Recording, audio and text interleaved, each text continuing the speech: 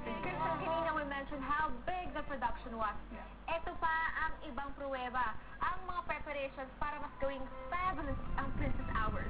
Okay, to make it more fabulous, so they learned horseback riding. At yun nga, check out natin yung special effects and the engranding wedding scene. Wow! Yes, so all this and more, mamahalin to. Panoorin niyo to.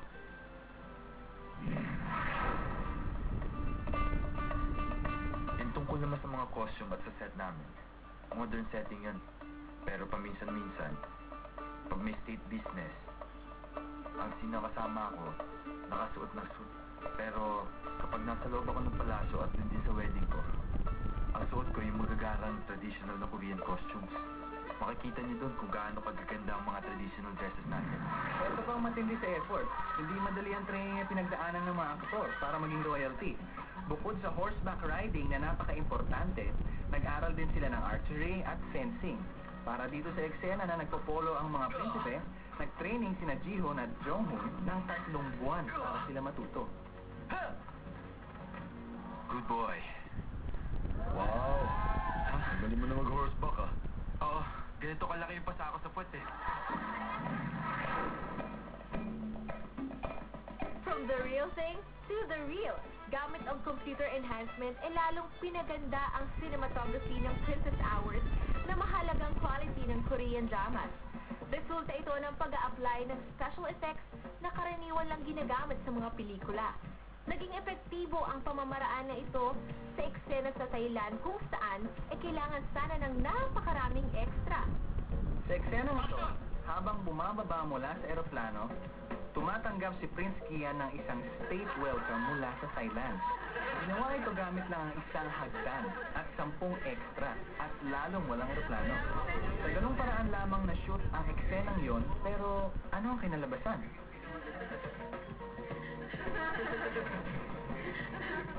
Bukod sa isang banda, isang grupo ng daan-daang tao ang sumalubong sa pagdating ng Crown Prince. Na-transform ang eksena sa isang magarbong state reception gamit lamang ang high-quality special effects. Pero ang mahalaga, nag-band talaga silang lahat. Kaya lalong naging espesyal ang paggawa nila ng seryeng ito. Kami sa cast, lahat kami dito nagtatrabaho hanggang sa maging close kami lahat. Si Union naman, okay siya. Pero ang makatrabaho siya ang pinakamahirap sa lahat. Dahil magkaiba talaga kami ng ugali ng dalawa. Nung umpisa, hirap na hirap kami mag-adjust sa isa't isa. Nakuha talaga ng mga fans all over the world the entertainment it deserves with Princess Hours. Yes, that's right. Pero I heard this, this What? rumor na sabi daw ni Prince Ian na nung umpisa, nahirapan siyang makisama kay Janelle. Tama ba yun? Ay, naku, sa simula lang yun. Merong isang shocking revelation si Prince Gian kay Janelle. Pero bago natin ipakita yan, eto muna ang isang ebidensya nga hindi effort para sa ating Crown Prince na makasundo si Princess. Sa pagpapatuloy ng ating rundown ng 10 hiligas moments ng Princess Hours. At ang mga napiling pasok sa listahan may kinalaman sa yakapan at iyakan. Una na, yakapan! Kasi naman diba, si Janelle may kakaibang habit sa pagyakap. Eto, tingnan mo.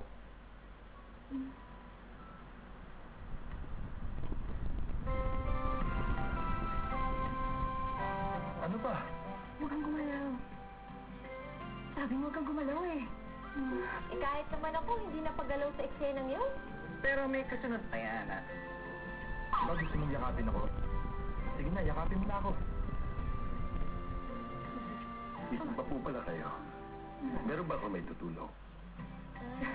Good night po.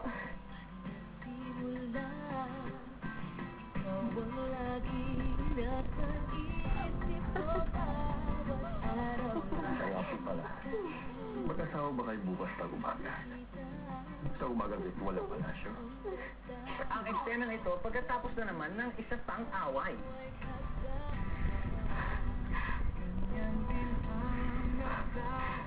Anong ginagawa mo? Bitawan mo nga ako. Sandali lang. Kahit sandali lang, Janelle. At ang top-notcher sa round na ito.